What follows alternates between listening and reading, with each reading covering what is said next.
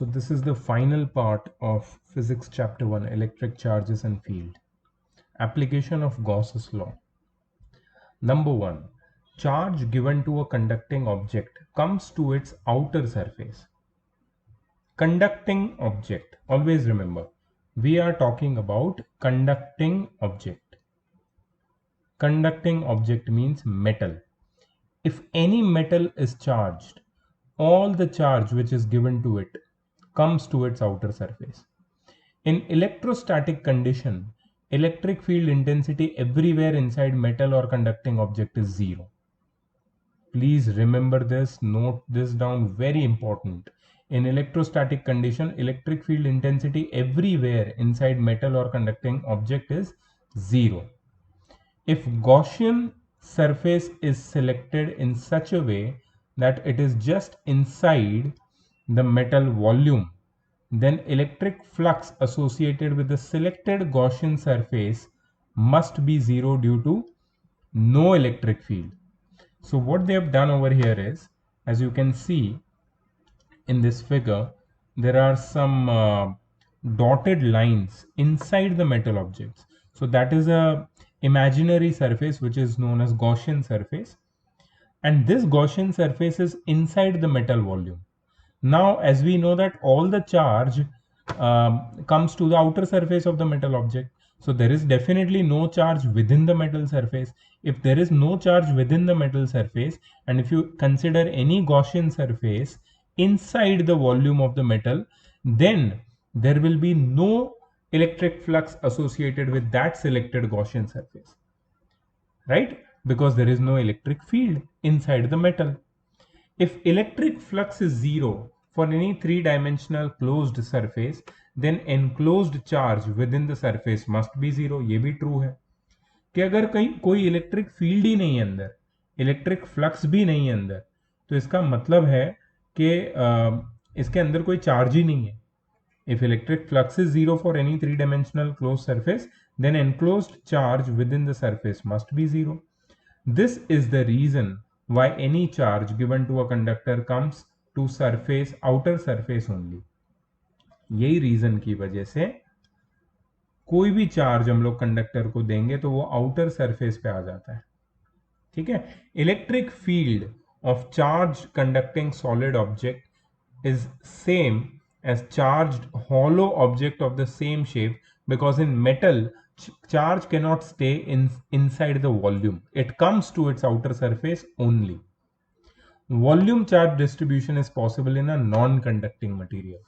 तो यहाँ से सारे कॉन्सेप्ट तुम्हारे काफ़ी क्लियर हो जाने चाहिए कि कोई भी कंडक्टिंग सॉलिड अगर रहेगा, मेटल रहेगा, ठीक है, वो हॉलो ऑब्जेक्ट की तरह बिहेव करेगा, सेम शेप के हॉलो ऑब्जेक्ट की तरह, क्योंकि मेटल में चार्ज वॉल्यूम में नहीं रह सकता, वो सरफेस पे आ जाता है.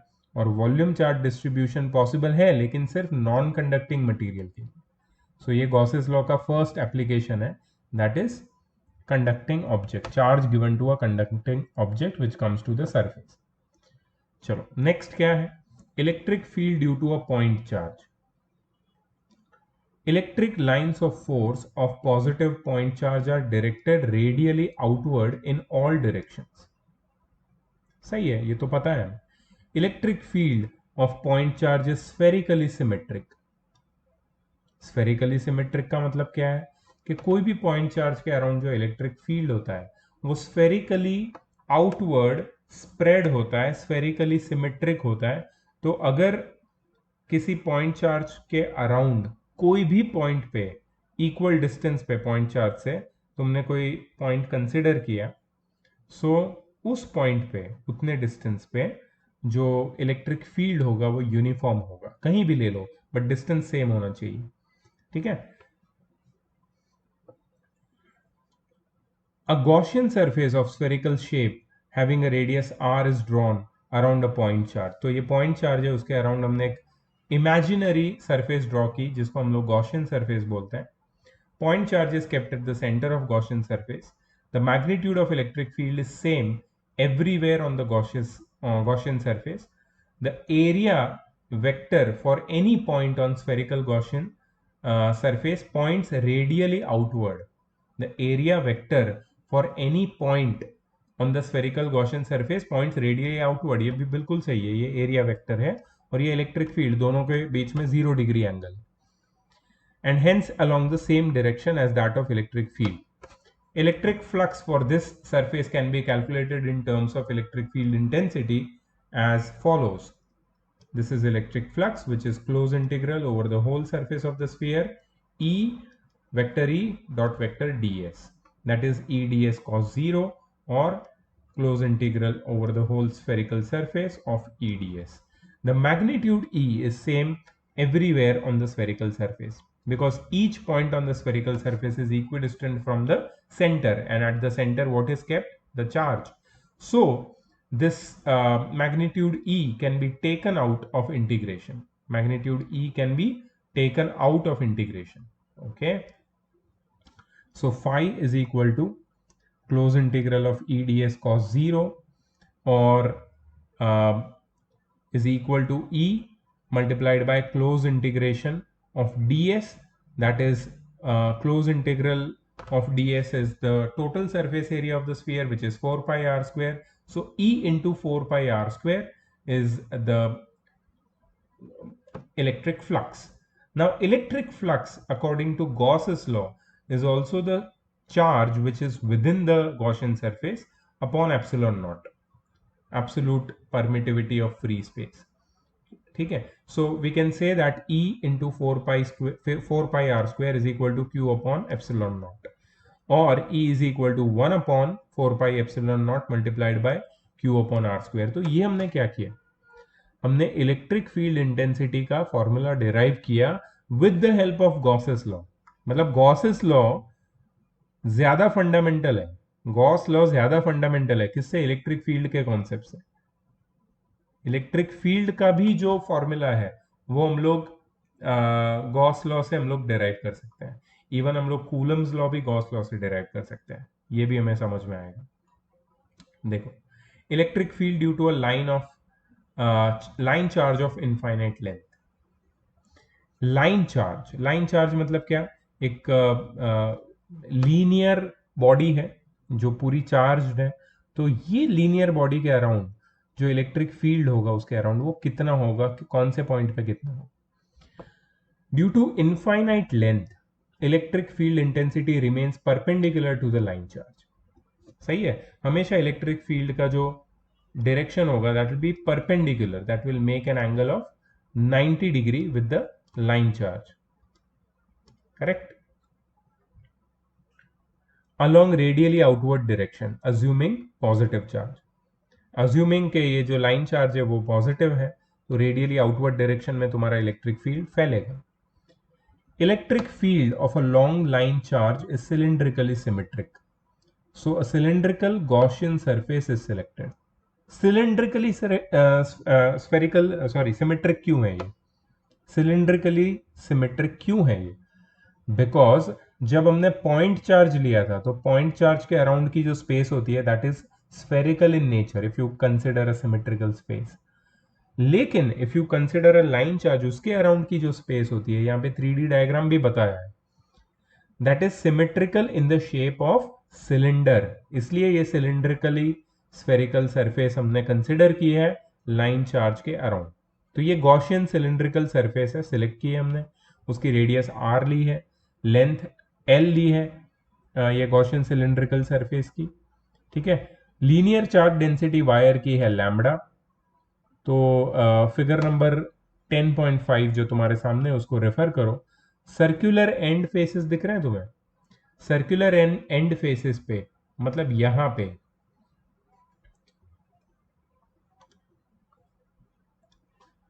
यहां पे और यहां पे, ये जो एंड फेसेस है सर्कुलर एंड फेसेस, यहां पे जो इलेक्ट्रिक फील्ड होगा वो तो बाहर निकल नहीं पाएगा.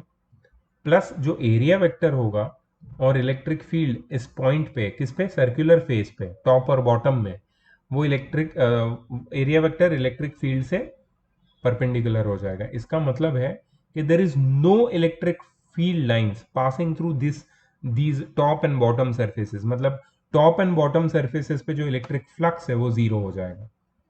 ठीक है, तो इलेक्ट्रिक फ्लक्स बेसिकली कहां से बाहर निकलेगा, तुम्हें ये वाली सरफेस दिख रही है, so this is nothing but the surface of cylinder, यहां से सारी इलेक्ट्रिक फील्ड लाइंस बाहर निकलती है। ठीक है, on circular end faces of the cylinder, electric field intensity and area vector are perpendicular to each other and no electric flux is associated with circular faces, मतलब top and bottom. On the curved surface, electric field and area vector both are parallel to each other everywhere. An electric flux for cylindrical Gaussian surface can be written with the same formula. Phi is equal to closed integral over the cylindrical surface of EDS. तो अब cylindrical okay, यहां पे लोग ने और simplify किया है and that is the right way of writing the equation. Total electric flux is close integral over, sorry, integration of EDS over the circular faces where area vector and electric field are making an angle of 90 degree. So dot product gets converted into cos theta, which is cos 90, which is 0. So there is no electric flux over the circular faces. ये तो समझ में आ गया. But over the curved surface, the total electric field is EDS. ठीक है, and we can say over the curved surface EDS cos 0. Now cos 0 is 1. So EDS में से E बाहर निकलेगा, DS अंदर रहेगा, और क्योंकि we know that the curved surface area of cylinder is 2 pi r h, और यहाँ पे h नहीं है, यहाँ पे लेंथ ऑफ सिलेंडर हमने L ली है, गॉसियन सरफेस की जो लेंथ है, हाइट है, वो हमने L ली है. तो E total flux around linear charge, total flux around a linear charge at a distance r from it is nothing but E into 2 pi RL. Charge enclosed within the Gaussian surface is pi lambda L because only L length of line charge is enclosed by Gaussian surface. According to Gauss's law, phi is equal to charge upon epsilon naught. So E is equal to अब देखो यहाँ पे वो लोग ने charge को लिखा है लैम्बडा एल. क्यों लैम्बडा एल लिखा है मे भी मैं तुम्हें बताता हूँ. So Q lambda is equal to Q by L, lambda is equal to Q by L. So Q कितना हो जाएगा, लैम्बडा एल. तो क्यू की जगह पे यहाँ पे लैम्बडा एल आ गया अपॉन एप्सिलॉन नॉट. ठीक है, टू पाई आर एल ये साइड पे आ जाएगा और ये जो एल है वो कट जाएगा and we get E is equal to lambda upon 2 pi epsilon naught into r. So this is nothing but electric field at a distance r from a linear charge, from a body which is linear, which is charged. ठीक है, उसके around distance r पे इतना electric field होगा. ये तुम्हारा final formula है, इसका डेरिवेशन. ये न्यूमेरिकल्स के लिए डेफिनेटली काम आएगा. और एक एप्लीकेशन देखो, electric field due to a uniformly charge long hollow cylinder. अब ये पूरा हॉलो सिलेंडर है और वो यूनिफॉर्मली चार्ज्ड है. ठीक है, और ये हॉलो है, इसका मतलब क्या है कि इसके अंदर कोई मटेरियल नहीं, सिर्फ इसके सरफेस पे पूरा चार्ज स्प्रेड आउट है. Consider a long hollow cylinder that is uniformly charge. Figure देखते रहो, साइड में समझ में आएगा. Due to large length, electric field intensity is perpendicular to the surface of cylinder. If the charge on the cylinder is positive, then the electric field will be directed radially outward. Charge per unit length of cylinder is lambda. Electric field is cylindrically symmetric. Gaussian surface needs to be cylindrical too. यहां पे linear charge नहीं है ये, लेकिन जो shape है body का वो सिलिंड्रिकल है. तो लीनियर चार्ज के अराउंड भी गॉसियन सरफेस सिलिंड्रिकल होता है और सिलिंड्रिकल सरफेस के अराउंड भी गॉसियन सरफेस सिलिंड्रिकल होता है. ठीक है, अब हमें पता है कि सिलिंड्रिकल गॉसियन सरफेस के टर्म्स में इलेक्ट्रिक फील्ड इंटेंसिटी कितनी होती है, अभी हमने निकाली थी, lambda upon 2 pi epsilon naught r. ठीक है, if we select a Gaussian surface of radius r and length l, we can write electric flux as E multiplied by 2 pi RL. So referring to the figure 10.6, here there are two cylinders, cylindrical Gaussian surfaces. दो red cylinder दिख रहे हैं तुम्हें figure में. एक हमारे main cylinder charge cylinder के बाहर है, दूसरा हमारे मेन सिलेंडर के अंदर इमेजिनरी एक सिलेंडर सरफेस, सिलिंड्रिकल सरफेस हमने इमेजिन किया. बाहर वाले का रेडियस कैपिटल आर है।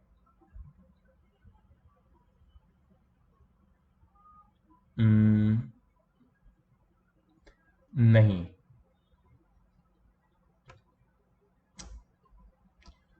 बोला है कि the radius small r of one is less than the radius of cylinder capital R, and for the other Gaussian surface radius small r is greater than capital are.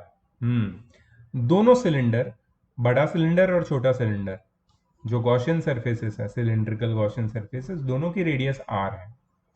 एक की हमारे main cylinder की radius से कम है, अंदर वाले cylinder की, हमारा मेन सिलेंडर का रेडियस कैपिटल आर है, ठीक है, और दूसरा सिलेंडर जो बाहर गॉसियन सिलिंड्रिकल सरफेस है उसका रेडियस स्मॉल आर है और वो हमारे चार्ज्ड सिलेंडर से बड़ा है।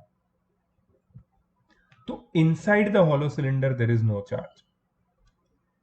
अगर अंदर कोई चार्ज है ही नहीं, सारा चार्ज तुम्हारे सरफेस पे है, तो अंदर चार्ज नहीं होने से इलेक्ट्रिक फील्ड भी जीरो हो जाएगा, इलेक्ट्रिक फ्लक्स भी जीरो हो जाएगा, दोनों जीरो हो जाएंगे।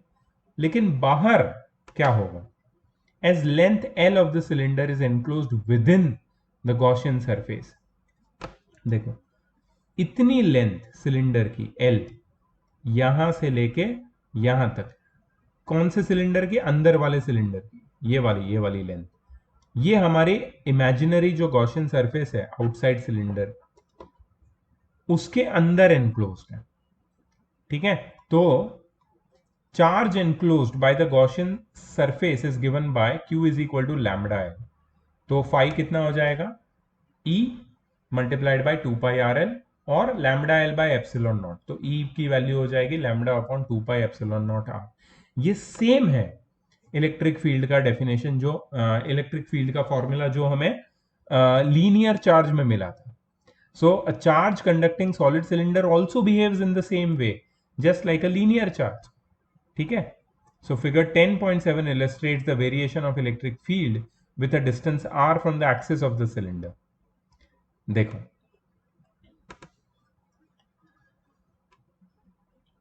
एक बात याद रखना, ये जो ग्राफ है ना, उसका मतलब क्या है? उसका मतलब ये है कि जब ये डिस्टेंस एक्सिस से जीरो है तो यहां पे कोई चार्ज नहीं होता।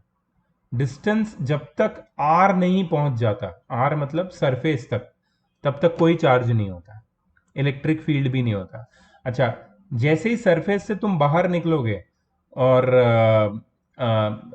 सरफेस से बाहर मतलब कोई भी सिलिंड्रिकल ऑब्जेक्ट है, वो सिलिंड्रिकल ऑब्जेक्ट के सरफेस के अराउंड कोई भी विसिनिटी में, ठीक है, तुम्हारा चार्ज रहेगा, लेकिन वो charge will be inversely proportional to the radius. जितनी रेडियस मतलब डिस्टेंस, आई एम सॉरी, यहां पे स्मॉल आर लिखा है इसलिए मैं रेडियस बता रहा हूं, बट ये डिस्टेंस है बेसिकली। सिलिंड्रिकल चार्ज बॉडी की सरफेस से डिस्टेंस जितना ज्यादा, उतना इलेक्ट्रिक फील्ड उस पॉइंट पे कम।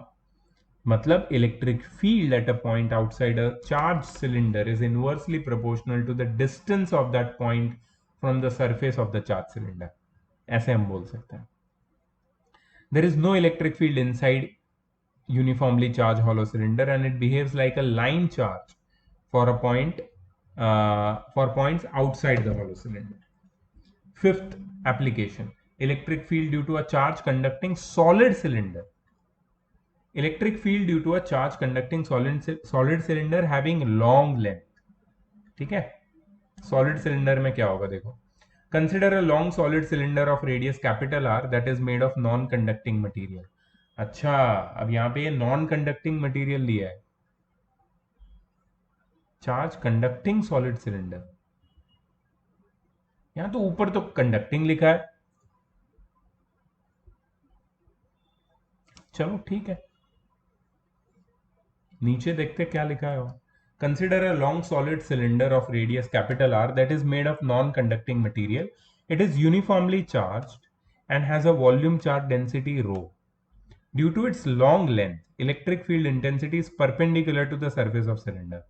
Electric field is cylindrically symmetrical. ये सब कुछ सेम है, ठीक है, सिर्फ सिर्फ एक चीज यहां पे अलग है, इससे पहले हमने लाइन चार्ज वाला एक एग्जांपल देखा, फिर हॉलो सिलेंडर का एग्जांपल देखा। यहां पे we are focusing on solid non conducting cylinder, ठीक है। Long solid cylinder of radius r that is made of non-conducting material. It is uniformly charged and has a volume density of rho. Uniformly charge का मतलब क्या है कि ये जो solid non conducting material से सिलेंडर बना है उसमें हर जगह पे यूनिफॉर्मली चार्ज स्प्रेड आउट है और इसकी वॉल्यूम चार्ज डेंसिटी है रो। अब थोड़ा सा इसको समझ लेते हैं before making some conclusions. So volume charge density क्या होती है? Volume charge density is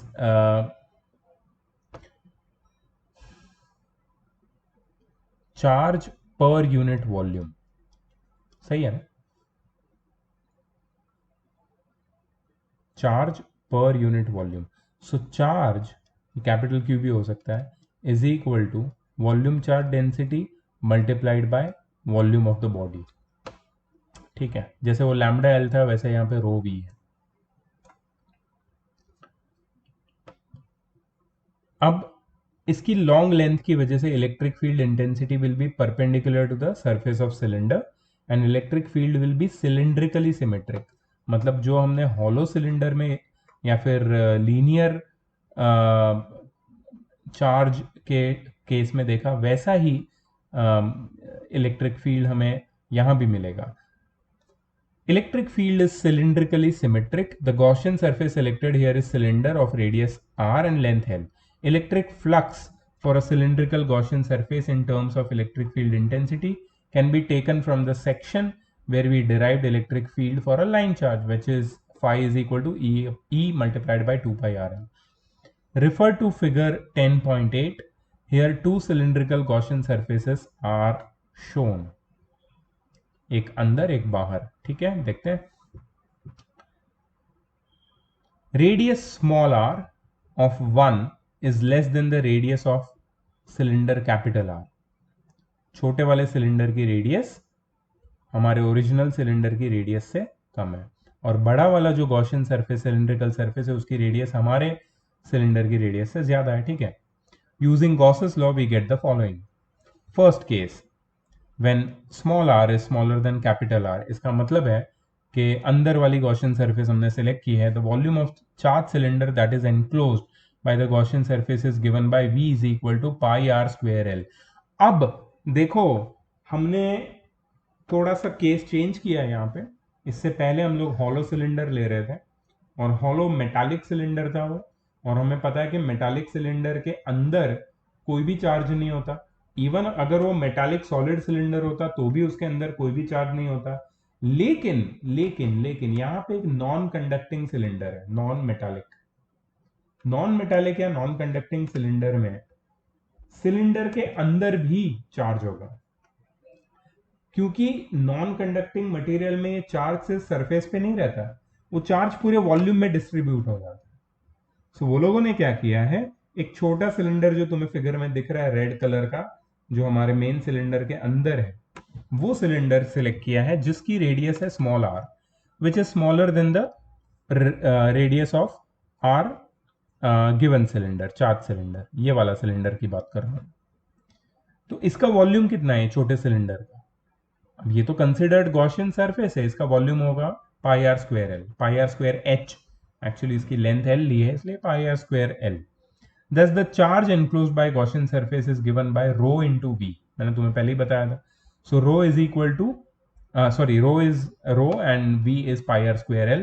So according to Gauss's law, phi is e 2 pi r l or q upon epsilon naught, which is rho into pi r square l upon epsilon naught. अब देखो दोनों side पे अगर तुम compare करोगे, you are getting this. You are getting e into 2 pi r l is equal to rho into pi r square l, rho into pi r square l upon epsilon naught। ठीक है। So what we have got here, pi cut जाएगा ये pi से, और एक R है that will cut with this R, so यहाँ पे स्क्वायर इसका उड़ जाएगा, ठीक है। सो और ये एल कट जाएगा।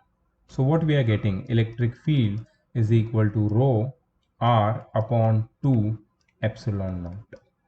ये हमें मिलता है electric field at a distance r within a solid non conducting charged cylinder, ठीक है। ये सिलिंड्रिकली सिमेट्रिक इलेक्ट्रिक फील्ड होगा जिसकी वैल्यू हमारे सामने है, rho are upon 2 epsilon naught. Second case में क्या है, सेकेंड केस में हमने एक सरफेस ली है which is outside our given cylinder, और जिसकी रेडियस स्मॉल आर है, बट वो स्मॉल आर कैपिटल आर से बड़ा है। अब क्या होगा कि उसका अगर हम लोग फॉर्मूला निकाले तो the charge enclosed by the Gaussian surface is given by rho into pi capital R square L. So according to Gauss's law, capital R क्यों लिया हमने, क्योंकि अभी हम सरफेस के चार्ज से सरफेस के ऊपर जो चार्ज है, या पूरा जो वॉल्यूम है, आई एम सॉरी, सरफेस का ऊपर ऊपर जो चार्ज है वो नहीं, पूरा जो वॉल्यूम है, ये बाहर वाले रेड सिलेंडर के अंदर पूरा वॉल्यूम है जो सिलेंडर का, उसको कंसिडर करेंगे, ठीक है, क्योंकि ये नॉन कंडक्टिंग सरफेस है, नॉन कंडक्टिंग मटेरियल है। अगर ये कंडक्टिंग मटेरियल होता तो सिर्फ सरफेस एरिया लेते हैं, ठीक है, बट यहाँ पे हमने पूरा वॉल्यूम ले लिया है, ठीक है। सो एक मिनट, मेरे को सिर्फ कंफर्म करना है कि हमने यहाँ पे क्या किया था। यहाँ पे भी हमने जब हॉलो सिलेंडर था कंडक्टिंग मटेरियल का, तो उसको एक लाइन चार्ज की तरह ही हमने बिहेव करवाया था, ठीक है, वो बिहेव करता है एक्चुअली, हम क्या करवाएंगे एनीवेज। तो यहाँ पे हो जाएगा Q is equal to rho into volume which is enclosed inside the imaginary cylindrical Gaussian surface which is pi r square L. So according to Gauss's law, phi is E into 2 pi RL, which is Q upon epsilon naught, which is rho into pi r square L upon epsilon naught. So E is equal to rho r square upon 2 epsilon naught into R. Now electric field intensity inside a uniform charged solid cylinder made of non-conducting material increases linearly with the distance r up to the surface, and then it becomes maximum at the surface, and for the points which are outside the surface it behaves like a line charge, means it is inversely proportional to the distance outside the surface of the non-conducting charge cylinder, and decreases with the distance as the distance outside the surface increases. तो मतलब क्या हो रहा है यहाँ पे, जब हम लोग ये non conducting cylinder solid cylinder के सेंटर पे थे, एक्सिस पे, तो वहाँ पे इलेक्ट्रिक फील्ड जीरो रहता है, लेकिन जैसे जैसे हम लोग डिस्टेंस बढ़ाते रहते हैं, मतलब एज वी मूव, ये सपोज ये एक सिलेंडर है नॉन कंडक्टिंग सॉलिड सिलेंडर, इसके सेंटर से मैं आउटवर्ड अगर मूव करता हूँ,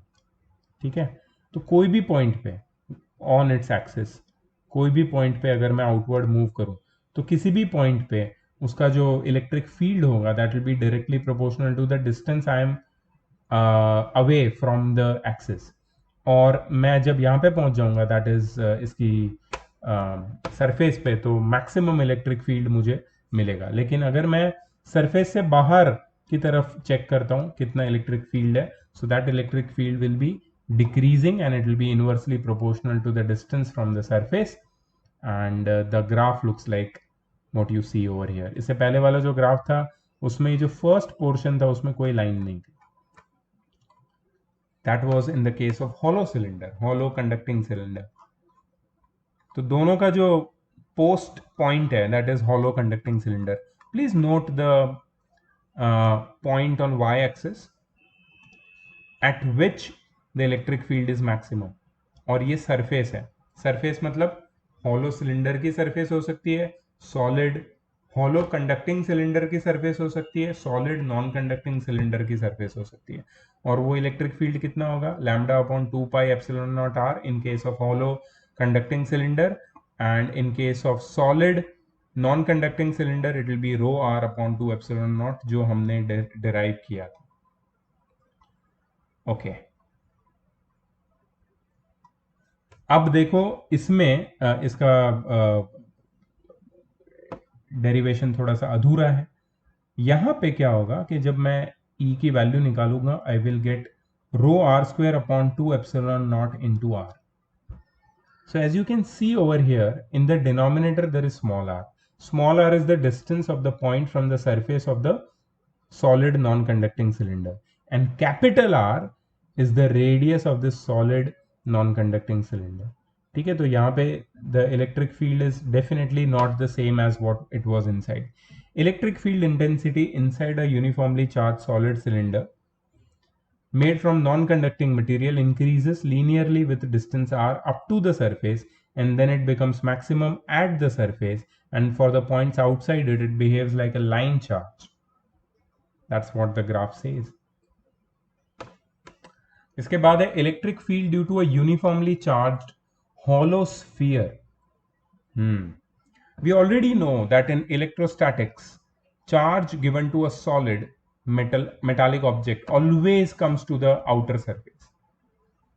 ठीक है, हमारे पास यूनिफॉर्मली चार्ज हॉलोस्फीयर. ठीक है, देखते हैं.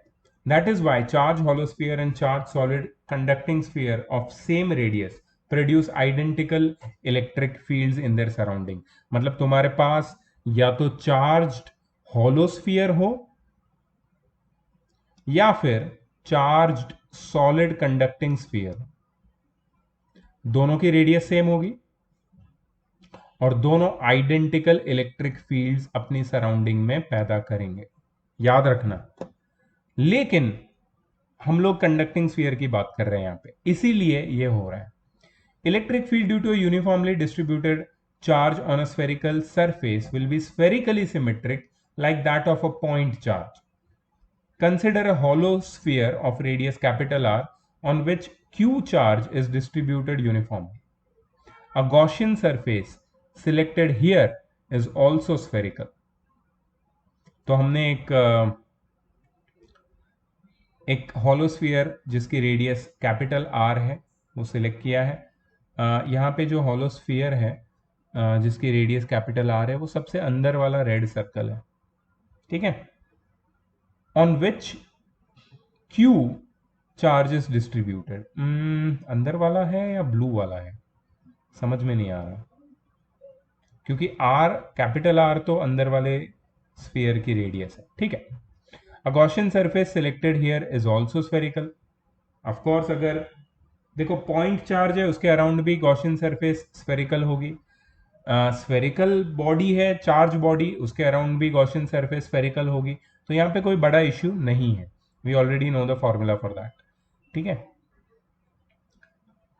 तो हमको यहाँ पे फिगर में दो गॉसियन सरफेस दिखाई है in the form of sphere. One Gaussian surface is of radius small r less than yes, ये जो ब्लू वाला लाइन है, ब्लू वाला स्फीयर है, दैट इज योर ब्लू वाला स्फीयर है, that is your original sphere. let me draw one proper line and show you. अगर यहां से मैं लाइन बनाऊंगा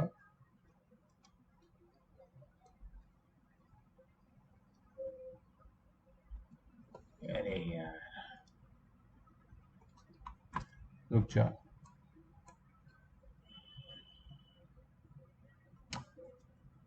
It's just 6 o'clock and so dark. It's because it's raining. Okay, so ये line, so that you don't get confused,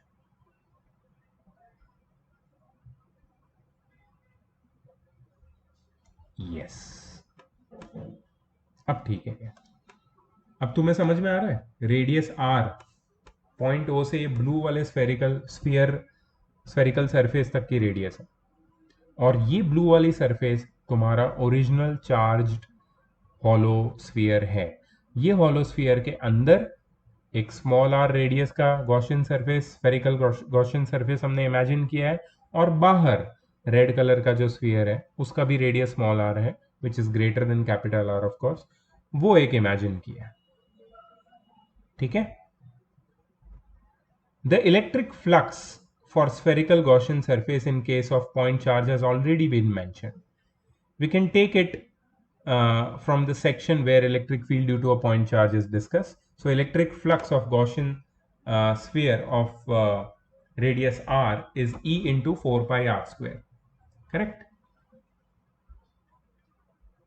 case one, वो ये जो चीज है मैं बाद में पढ़ता हूँ, पहले ये पढ़ लेते हैं. Inside the hollow sphere as there is no charge, thus the net charge enclosed by Gaussian sphere is zero, and according to Gauss's law, देखो ये spherical surface है, ठीक है, और क्योंकि hollow sphere है इसकी वजह से अंदर का चार्ज, अंदर कोई मटेरियल नहीं है इसलिए कोई चार्ज नहीं है, इसलिए कोई इलेक्ट्रिक फ्लक्स नहीं है, इसलिए कोई इलेक्ट्रिक फील्ड भी नहीं है, तो अंदर का इलेक्ट्रिक फील्ड तो जीरो हो गया. ठीक है, बाहर का क्या केस है? As the charged sphere lies inside the Gaussian sphere,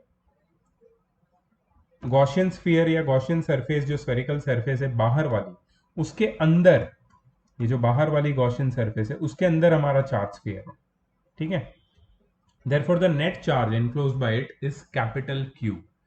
So phi is equal to E into 4 pi r square or Q upon epsilon naught, or E is equal to 1 upon 4 pi epsilon naught into Q upon r square.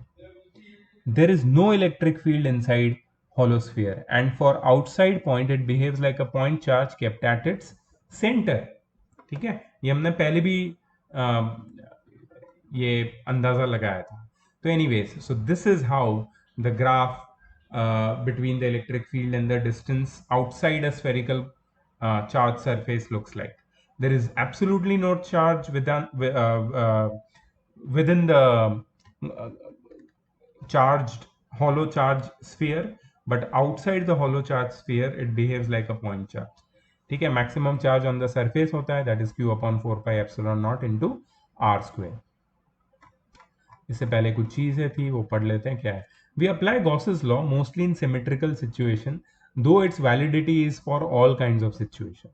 In many cases, we may not be able to use Gauss's law to calculate electric field intensity due to a charged system, but it is valid.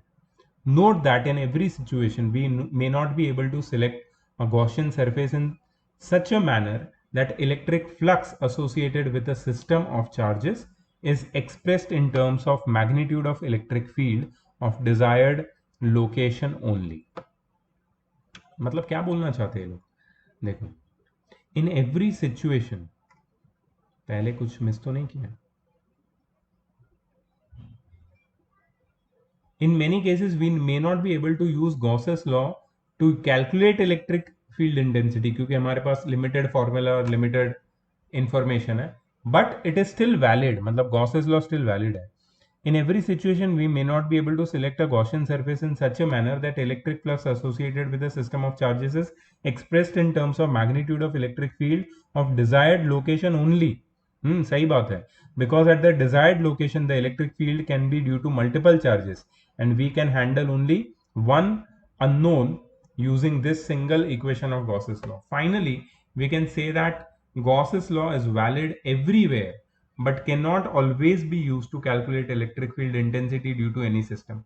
We get the opportunity to calculate electric field intensity using Gauss's law only in some standard symmetric conditions, and we are discussing some of such examples. तो मतलब जितने भी example हम पढ़ रहे हैं वो सारे स्टैंडर्ड कंडीशंस, सिमेट्रिक कंडीशंस के एग्जाम्पल्स हैं. मतलब लाइन चार्ज ले लो, सॉलिड सिलेंडर ले लो, हॉलो सिलेंडर ले लो, हॉलो स्फीयर ले लो, पॉइंट चार्ज ले लो, ये सब स्टैंडर्ड सिमेट्रिक कंडीशंस हैं. ठीक है, गॉस लॉ यहाँ पे इजीली अप्लाई हो सकता है, and we can easily found the electric field intensity due to these charge objects और surfaces around them. Okay, electric field due to a uniformly charged solid sphere made of a non-conducting material. अब बात कर रहे हैं, मजा आएगा. अब देखो, non-conducting material है, यहाँ पे चार्ज पूरे वॉल्यूम में स्प्रेड आउट हो जाएगा, और ये सॉलिड स्फीयर है. मतलब सॉलिड स्फीयर के अंदर भी गॉसियन सरफेस होगी जहाँ पे इलेक्ट्रिक फील्ड इंटेंसिटी जीरो नहीं होगी, और बाहर भी गॉसियन सरफेस होगी जहाँ पे इलेक्ट्रिक फील्ड इंटेंसिटी जीरो नहीं होगी. ठीक है, तो बहुत ही ईजी होगा, अभी तो समझ में आ जाएगा। तुम्हारा जो चार्ज्ड नॉन कंडक्टिंग स्फीयर है वो ये पिंक वाला स्फीयर है, उसके अंदर ब्लू एक गॉसियन सरफेस है, और उसके बाहर ब्लू एक गॉसियन सरफेस है। अब एक बात याद रखना, जो तुम्हारा स्फीयर है सॉलिड स्फीयर, उसकी रेडियस कैपिटल आर है। अगेन यहाँ पे लोग ने गड़बड़ की है, so let me draw a line and show you exactly कि ये आर सरफेस कहाँ तक है।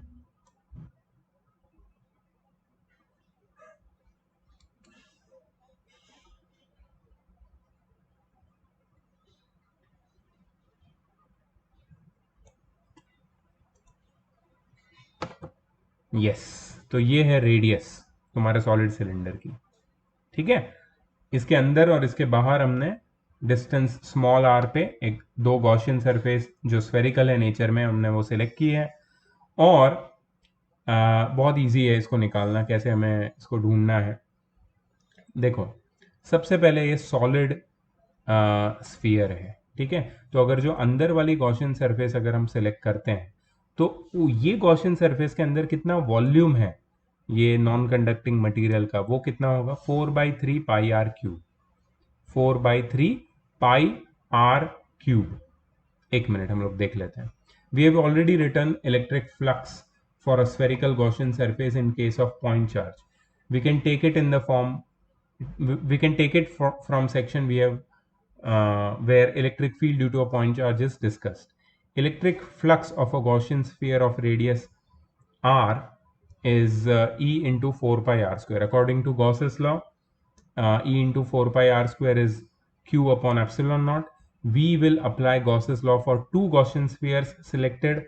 For that, the charge enclosed by each shall be calculated. As the charge Q is uniformly distributed throughout the volume of the sphere, thus the volume charge density can be written as uh, rho is equal to capital Q upon 4/3 pi r cube, ठीक है। तो charge enclosed by the Gaussian surface in case where small r is smaller than capital R, मतलब अंदर वाली Gaussian surface के लिए electric flux is equal to E into 4 pi are square, small r लिया है याद रखना, which is equal to rho into V which is 4/3 into pi r cube upon epsilon naught. इसको सिंप्लीफाई करेंगे तो will get electric field in at any point inside the solid charged solid non-conducting sphere is equal to E is equal to rho r upon 3 epsilon naught। But जब तुम्हारी radius बड़ी रहेगी, मतलब कोई point तुम Gaussian surface के बाहर अगर सेलेक्ट करते हो, तो charge enclosed by the Gaussian surface will be rho into 4/3 pi into capital R cube, और यहां पे इलेक्ट्रिक फील्ड चेंज हो जाएगा, it will be rho R cube upon 3 epsilon naught R square. मतलब अगर तुम देखोगे कि स्फीयर के अंदर, solid sphere, non conducting solid sphere के अंदर जो इलेक्ट्रिक फील्ड है that is directly proportional to the radius. But solid sphere के, solid non conducting charge sphere के बाहर कोई पॉइंट लोगे और वहां पे तुम देखोगे तो it is inversely proportional to the distance of the point from the surface of the sphere, ठीक है। If we replace rho by q upon 4/3 pi r cube, then we can get the same relation for point as that of point charge. So E is equal to q upon 4 pi epsilon naught into r square, which is the graph looks exactly like that of the solid non-conducting cylinder, ठीक है, exactly वैसे ही behave करता है। Electric field is zero at the center of solid sphere made of non-conducting material. It increases linearly up to the surface and then becomes maximum at the surface. Then it decreases inversely to the square of the distance from the center. Hence, for outside points, its behavior is the same as that of the point charge kept at its center. मतलब अगर तुम ये solid non conducting sphere के बाहर कोई Gaussian surface लेते हो तो it will behave in a same way. That solid sphere will behave in the same way like a point charge kept at the center of the solid sphere behaves, and the electric field at any Gaussian surface which is outside the solid non-conducting sphere will be equal to q upon 4 pi epsilon naught into r square, where r is the distance from the surface. Sorry, r is the distance from the center of the solid sphere to the point at which you are considering the you are finding the electric field. Wow, ये सारी चीज़ों को words में डालना ना बहुत tricky है, बहुत ट्रिकी है। ठीक है, इसको हम लोग इमेजिन करके ना बहुत अच्छे से समझ सकते हैं, लेकिन इसको वर्ड्स में डाल के समझाना it literally takes a toll. But you know like एक बार ये अब सोचो, ये तो रिकॉर्ड हो गया, अब तो खत्म हो गई बात। अब क्या है कि हम लोग आगे बात कर सकते हैं इसके, बट इसमें इतना टाइम जाता है कि वो आगे बात कब करेंगे। एनीवेज हमारे पास ना बहुत टाइम है। मान लो ये जो सिचुएशन है ना, अभी हम लोग जिस सिचुएशन में है, it is really really bad. और तुम बिल्कुल ये मत सोचो कि यू नो ओ हम लोग बहुत लेट है, बहुत पीछे हैं, कुछ नहीं होने वाला। जो लोग सोचो बोर्ड की एग्जाम तो चलो हो गई, अब नेक्स्ट ईयर का ये लोग सोच रहे हैं कि बोर्ड की एग्जाम को भी थोड़ा डिले करें। ठीक है, अगर बोर्ड की एग्जाम डिले होती है, तुम्हारे जेडबल डिले होते हैं, इसका मतलब क्या है? Can you imagine that? इसका मतलब यह है कि हमें ज़्यादा टाइम मिल रहा है।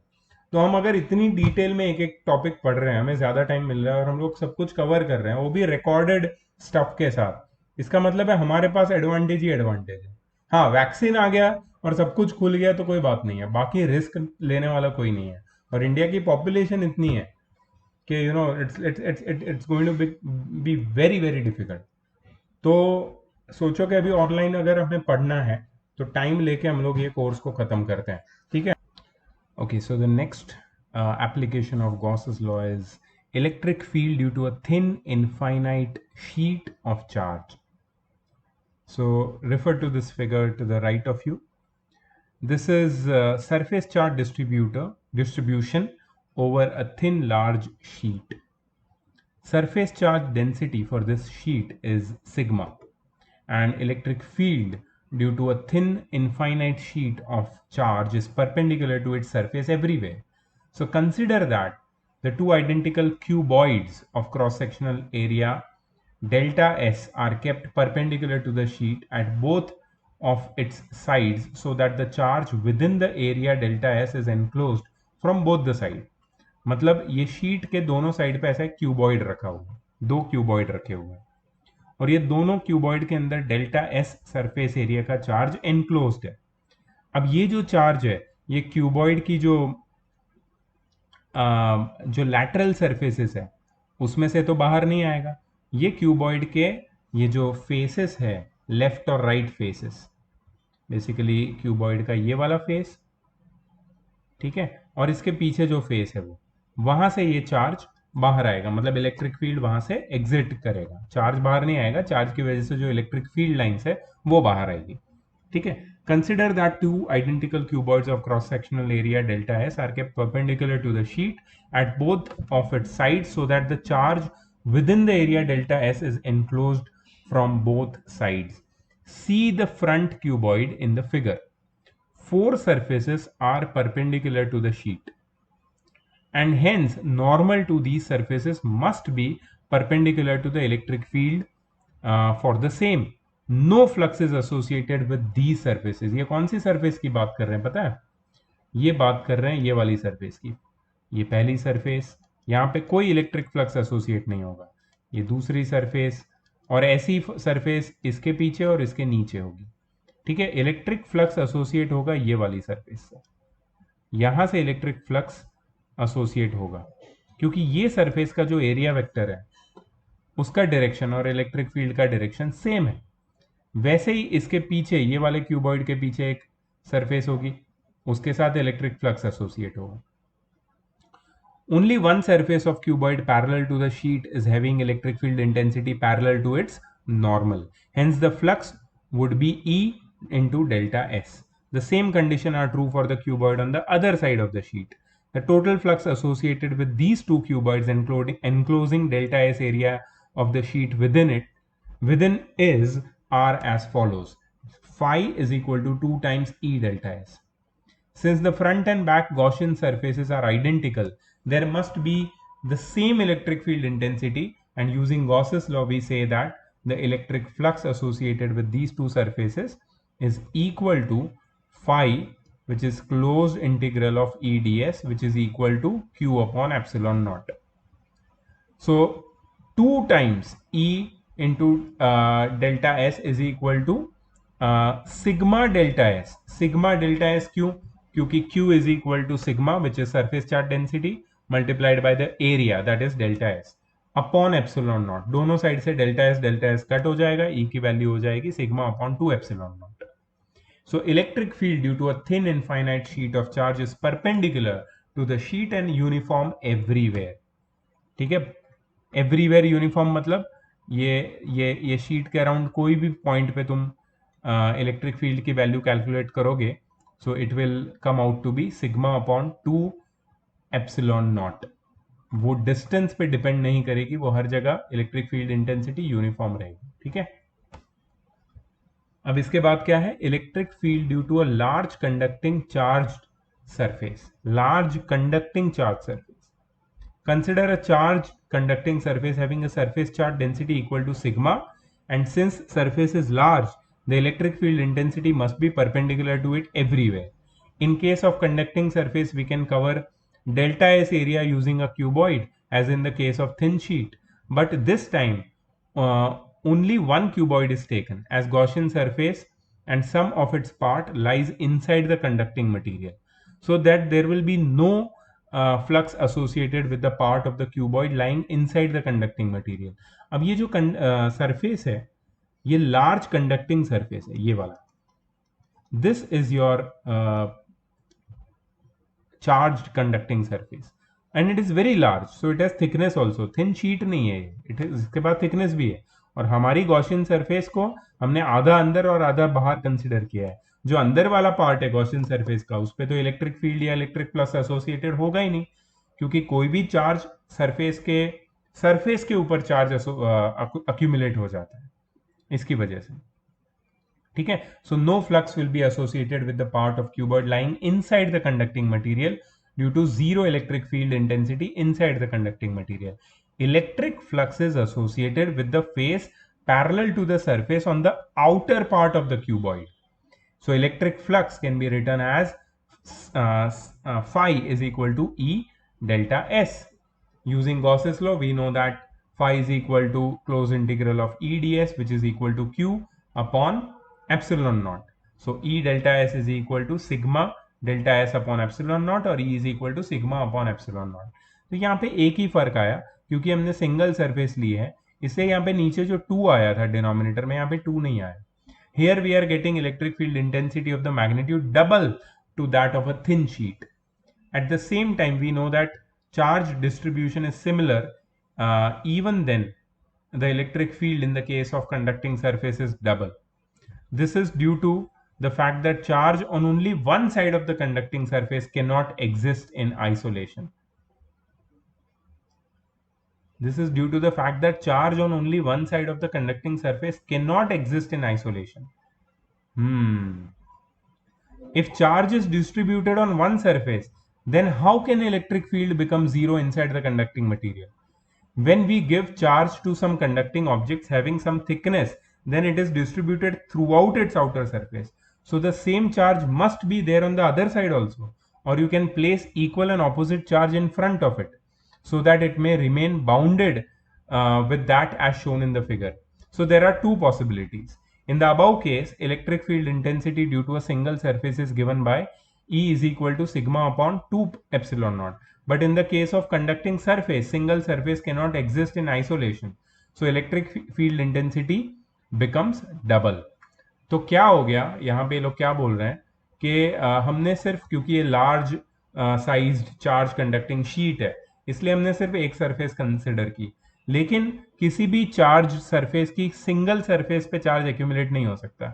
इसका मतलब या तो ये हो सकता है कि ये चार्ज ऑब्जेक्ट के अंदर कोई चार्ज है जिसको जो ये सिंगल सरफेस के ऊपर चार्ज को एक्यूमुलेट करके रख रहा है, या फिर ये चार्ज सरफेस के सामने कोई चार्ज बॉडी है जो ये सिंगल सरफेस के ऊपर ये चार्जेस को बाउंड रख रहा है। बट ऐसा कुछ भी केस नहीं है। इसका मतलब क्या है कि ये चार्जेस पूरे सरफेस पे इक्वली डिस्ट्रीब्यूटेड है। मतलब जो नेट इलेक्ट्रिक फील्ड है that is equal to sigma upon epsilon naught on a single surface. अगर दोनों सरफेस कंसिडर करोगे the net electric the total electric field will be sigma upon 2 epsilon naught. ठीक है, so that is the idea behind a large charged conducting surface. अच्छा ये क्या है, are you curious में पढ़ लेते हैं। In this chapter we mainly discussed about the charges and electric field in its surrounding. In the next chapter, we shall discuss about related electric energy in detail. Here you should be at least clear about one fact, that it is electric energy which exists around the charge as electric field.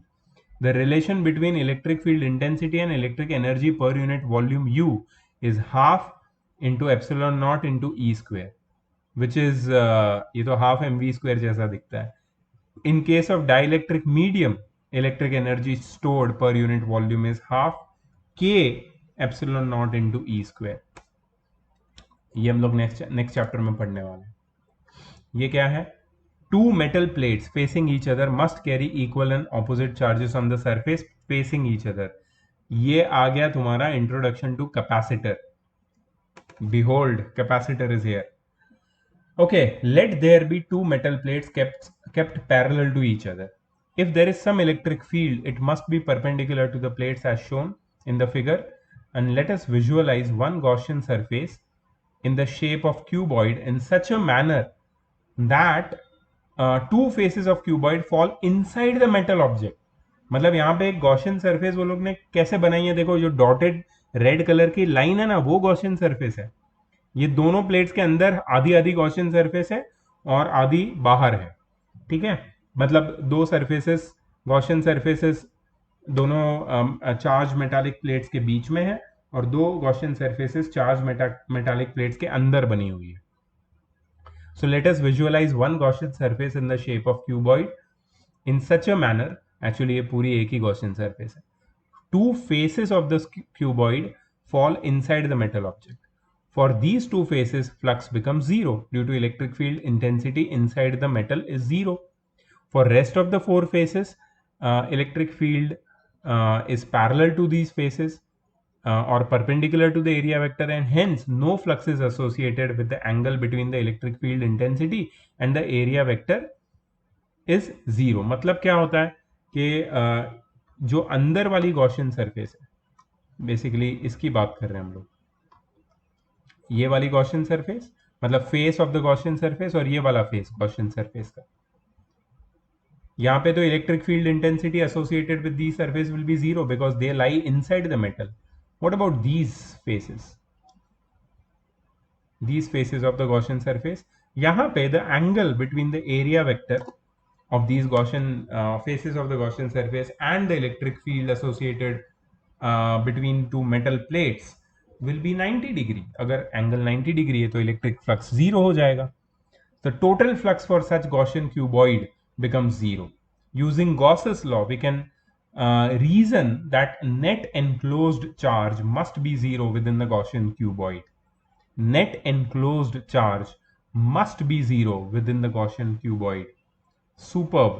I think ये book बहुत अच्छे से लिखी गई है यार. मैंने पिछले साल और उसके पहले जो भी बुक से पढ़ाया था, this is my 4th ear training 12th kids, and इससे 3 साल पहले जिस बुक से मैं पढ़ा रहा था मैंने प्रदीप यूज़ किया, एंड देन फिर मैंने एस चांद यूज़ किया, and then briefly I think मैंने लास्ट ईयर तुम्हारा एस एल अरोरा भी यूज़ किया था. S L Arora by far was the best. But ये बुक में जिस तरीके से वो लोग ने एक्सप्लेन किया है ना, दैट इज लाइक ब्यूटिफुल.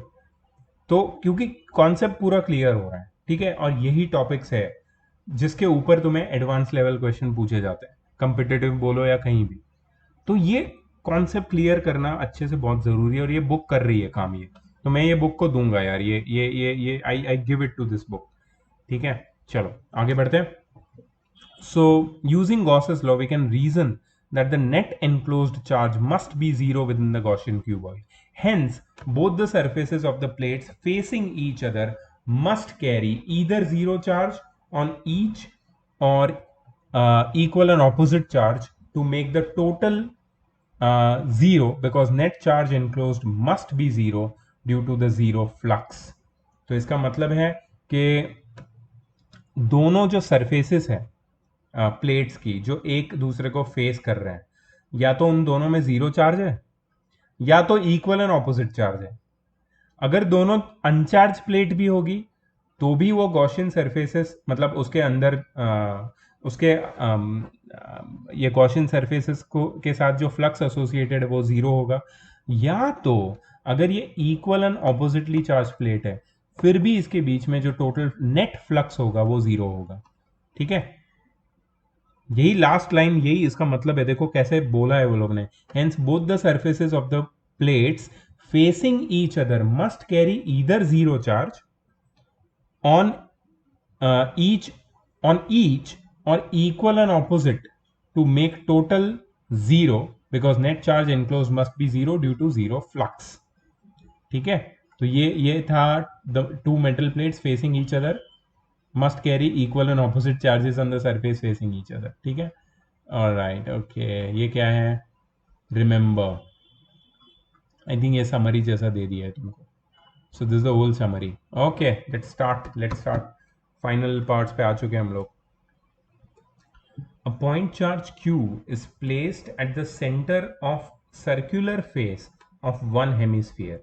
तो एक हेमिस्फीयर है, एक हेमिस्फीयर है, इसके सर्कुलर फेस के सेंटर पे एक चार्ज रखा गया, पॉइंट चार्ज प्लस Q। ठीक है, और हमें बोला है कि find the flux through the hemisphere. अब अगर हम लोग ये हेमिस्फीयर को कंप्लीट करें, मतलब एक स्फेरिकल सरफेस से इसको ढक दे, ठीक है, तो हम लोगों को क्या मिलेगा कि ये स्फीयर के सेंटर के ऊपर ये चार्ज मिल जाएगा।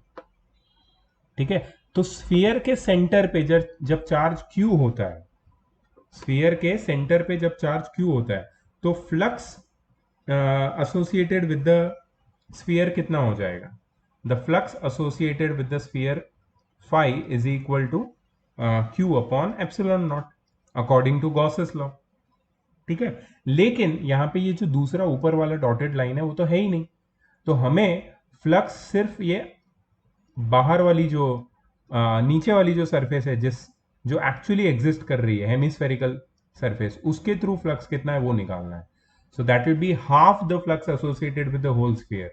ठीक है, so flux through the hemisphere will be Q upon 2 epsilon naught, Q upon 2 epsilon naught. ठीक है, चलो चेक करते हैं। परफेक्ट, चलो let's go ahead.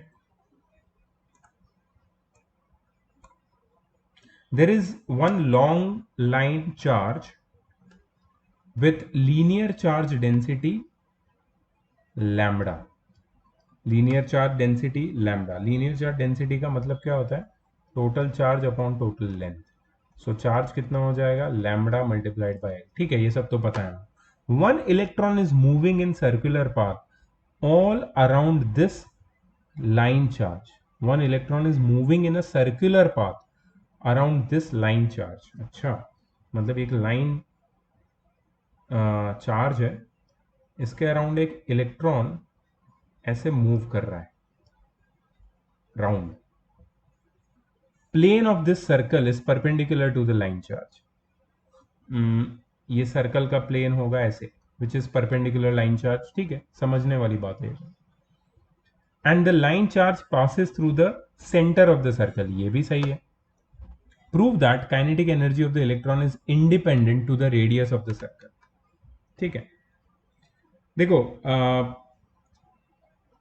There is a question में बोला है there is one long line charge, ऐसा बोला है कि कुछ भी उसके चार्ज के नेचर के बारे में नहीं बोला है, और उसने बोला है कि one electron is moving in a circular path around this line charge. इसका मतलब है कि अगर ये नेगेटिव होता अगर ये नेगेटिव होता तो इलेक्ट्रॉन तो इससे रिपेल करके दूर चला जाता, उसके अराउंड सर्कुलर पाथ में मूव नहीं करता। तो मतलब ये जो लाइन चार्ज है वो, उसका नेचर क्या है, it is definitely positive, it is definitely positive. अगर ये पॉजिटिव लाइन चार्ज है और उसके अराउंड ये इलेक्ट्रॉन ऐसे राउंड राउंड घूम रहा है, ठीक है, तो there must be some kind of force, and that is basically a force of attraction which is converting into the centripetal force। ठीक है, तो फोर्स सेंट्रिपिटल फोर्स में कन्वर्ट हो रहा है। तो इलेक्ट्रॉन तो नेगेटिवली चार्ज पार्टिकल है, ठीक है, तो इलेक्ट्रिक फोर्स होगा इलेक्ट्रॉन के ऊपर वो वायर की तरफ होगा, और ये जो इलेक्ट्रिक फोर्स होगा which will be applied by the line charge, वो सेंट्रिपिटल फोर्स के फॉर्म में उसको पुल करेगा अपनी तरफ। ठीक है, तो हम लोग एक फॉर्मूला बना सकते हैं, small E into capital E. ठीक है, स्मॉल ई क्या है, charge of electron, capital E क्या है, electric field due to this long line charge. ये this is nothing but the force with which the electron is being pulled towards the long line charge, or the centripetal force you can say, which is nothing but E multiplied by lambda upon 2 pi epsilon naught into R। ठीक है, हमने capital E का formula डाल दिया, which is equal to m v square upon r. ठीक है, तो हम लोग इसको सिंप्लीफाई कर सकते हैं। Therefore, half m v square कितना हो जाएगा, हाफ एम वी स्क्वेयर क्या है पता है, kinetic energy of the electron, half m v square. अगर इसको मैं हाफ कर दूं, मतलब दोनों साइड हाफ मल्टीप्लाई करूं और आर को वो साइड लेके जाऊं, तो ये हो जाएगा, आर को अगर ये साइड लेके गया मैं, तो आर आर कट जाएगा। ठीक है, तो ये हो जाएगा E lambda upon 4 pi epsilon naught, E lambda upon 4 pi epsilon naught. ये हो गई इसकी काइनेटिक एनर्जी। और ये kinetic energy is independent of the radius of the circle. R तो कट गया, रेडियस ऑफ द सर्कल तो कट गया। ठीक है, ये आर क्या है पता है, distance of the electron and the line charge. ठीक है, वो आर ही कट जाता है डायरेक्टली, मतलब the kinetic energy of the electron which is half m v square is independent of the radius of the circle. ठीक है, समझ में आया? तुम्हें यह समझ में आया कि हमने फोर्स को स्मॉल ई इंटू कैपिटल ई क्यों लिया है? ठीक है, तुम्हें अगर याद होगा तो इलेक्ट्रिक फील्ड का जो फॉर्मूला है, उसका force, electric force due to electric charge के फॉर्मूला से जो रिलेशन है वो एक बार देख लेना, तो तुम्हें समझ में आ जाएगा। अगर भूल गए हो तो, याद है तो कोई प्रॉब्लम नहीं। ठीक है, चलो moving ahead. Next question, question number 3। There are two long parallel wires A and B with uniform linear charge density lambda A and lambda B। अच्छा, तो एक वायर यहाँ है, एक वायर यहाँ है, ये लॉन्ग पैरेलल वायर्स है, एक का नाम A है, दूसरे का नाम B है। अच्छा, दोनों चार्ज्ड वायर्स हैं। ठीक है, दोनों को हम पॉजिटिवली चार्ज बना देते हैं।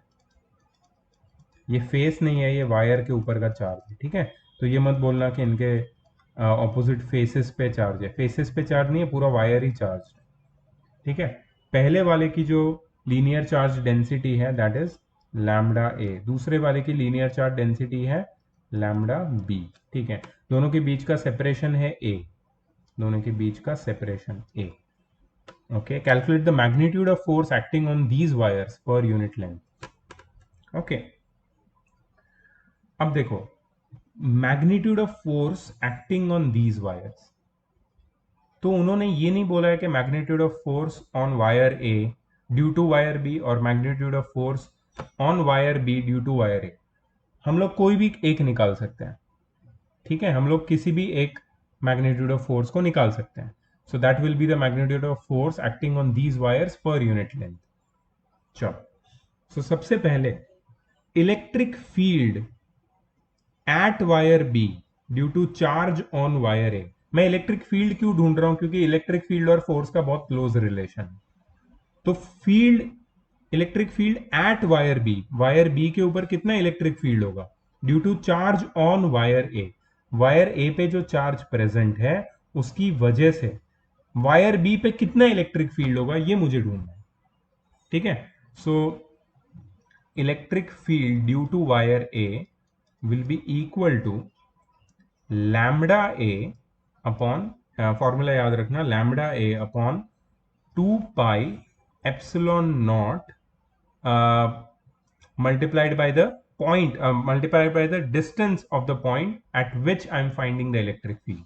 अब तुम बोलोगे सर ये फॉर्मूला कहाँ से आया, तो ये फॉर्मूला हमने डिराइव किया था, तुमको मैं दिखा देता हूं। ये तो हॉलो सिलेंडर का है ना,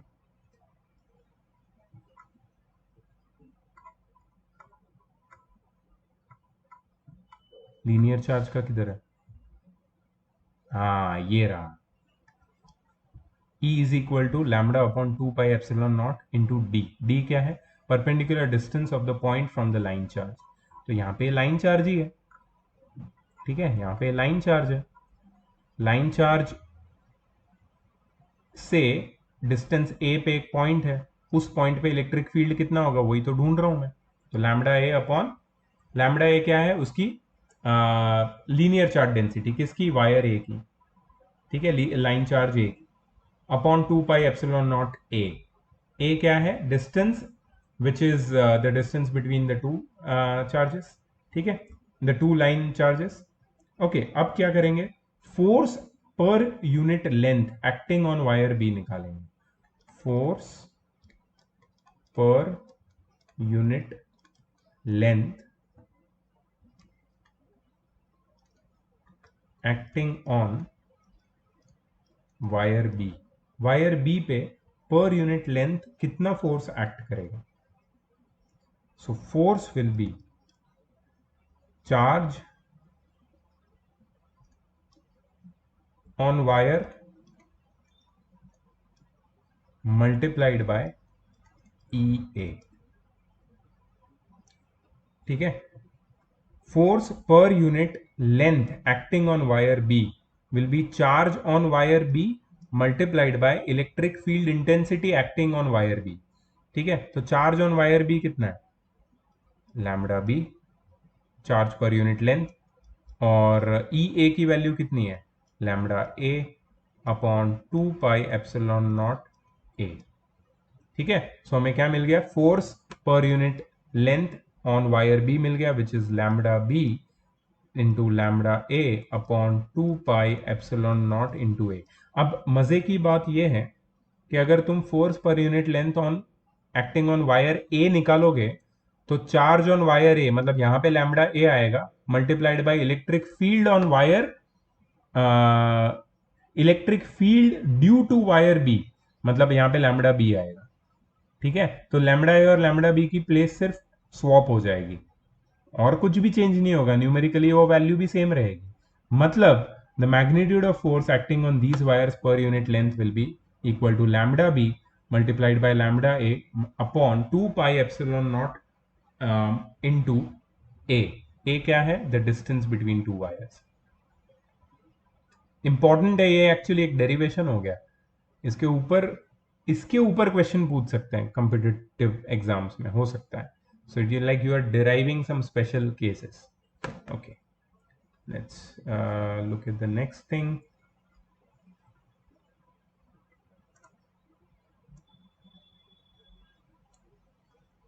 चलो ये तो कुछ सॉल्व करने वाला है। A large non-conducting surface is there with surface charge density 5 microcoulomb per meter square. Surface वाला है ये, ठीक है। सरफेस चार्ज डेंसिटी मतलब sigma which is 5 microcoulomb per metre square, so 5 into 10⁻⁻⁶ coulomb per metre square, ऐसे भी तो बोल सकते हैं। How much force will it apply on a point charge, अच्छा एक पॉइंट चार्ज है Q of 2 microcoulomb, 2 into 10⁻⁻⁶ coulomb.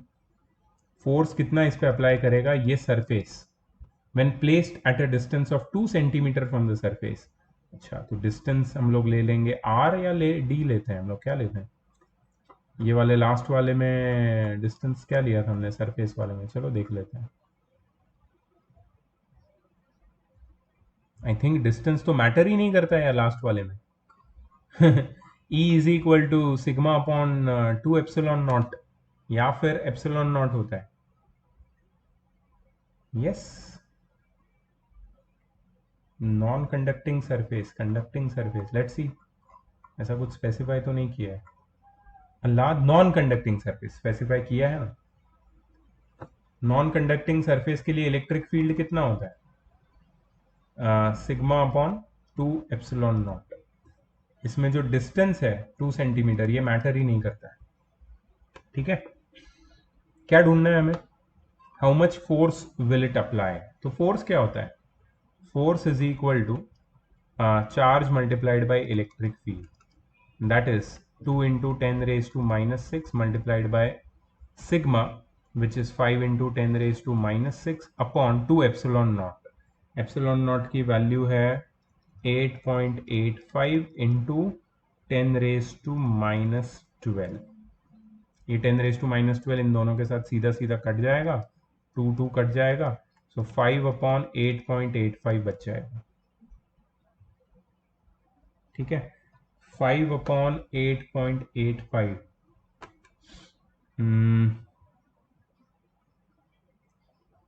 Let me calculate. जो आंसर मुझे दिख रहा है that is 0.565 Newton. Let me calculate and verify, 1 second.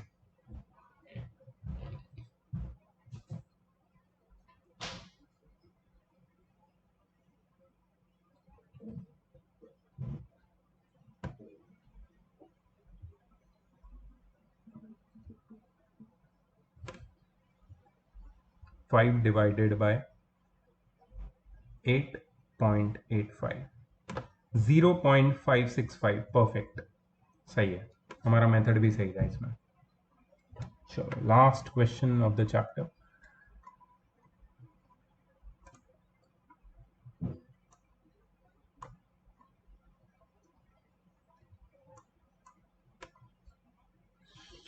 There is only one horizontal non-conducting surface with surface charge density 5 microcoulomb per meter square.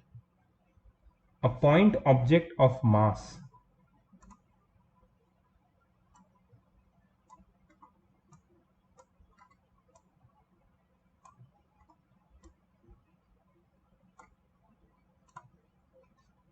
a point object of mass 100 microgram is placed above it। अच्छा, तो एक single surface है, single horizontal non conducting surface है। There is one horizontal non conducting surface with surface charge density 5 microcoulomb per metre square. ये क्या है? Surface charge density तो मतलब सिग्मा होता है, 5 into 10 raised to minus 6 coulomb per metre square. ठीक है, a point object of mass 100 microgram is placed above it, what charge should be given to the point object so that it may stay in equilibrium against gravity. अच्छा, मतलब ऐसा float करता रहेगा वो। इस पे फोर्स ड्यू टू ग्रेविटी कितना रहेगा?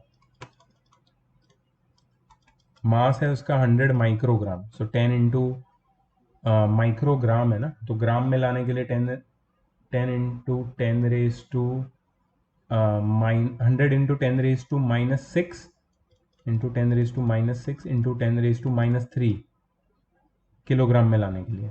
ठीक है, into acceleration due to gravity को हम लोग 10 ले लेते हैं, तो ये हो जाएगा 100 इंटू 10 रेज टू माइनस 8, मतलब ये हो जाएगा 1 into 10 raise to minus 6, 1 into 10 raise to minus 6 newton, 1 into 10 raise to minus 6 Newton.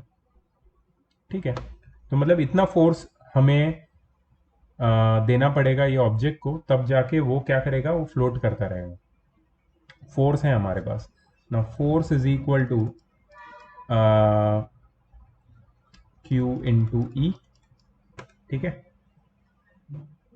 F is equal to Q into E, यही लिया था ना हमने formula, yes, force is equal to Q into E. Force है हमारे पास already, क्या है, 1 into 10⁻⁻⁶। अच्छा, Q, point object of mass, what charge should be given to the point of, क्या क्यू ई तो ढूंढना है, और ई कितना होगा। अच्छा, ये क्योंकि नॉन कंडक्टिंग सरफेस है, तो उसकी एक सरफेस पे जो चार्ज होगा that is sigma upon 2 epsilon naught. ठीक है, सिग्मा कितना है, 5 इंटू 10⁻⁻⁶ अपॉन 2 इंटू 8.85 इंटू 10⁻⁻12। ठीक है, सो ये हो जाएगा 10⁻⁻6, 10⁻⁻6 दो साइड से कट हो जाएगा, सब कुछ वो साइड लेके जाओ, सो इट विल बी 2 इंटू 8.85, अच्छा, इंटू 10⁻⁻12 एज इट इज रहेगा, अपॉन 5 हो जाएगा ये, इज इक्वल टू क्यू, और सीधा ये कूलम में आने वाला है, मुझे लगता है ऐसा। चलो देखते हैं कितना है, 2 into 8.85 divided by 5,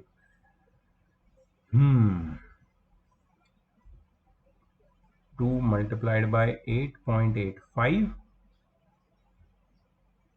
divided by 5, 3.54 into 10⁻⁻12, 3.54 into 10⁻⁻12 coulomb.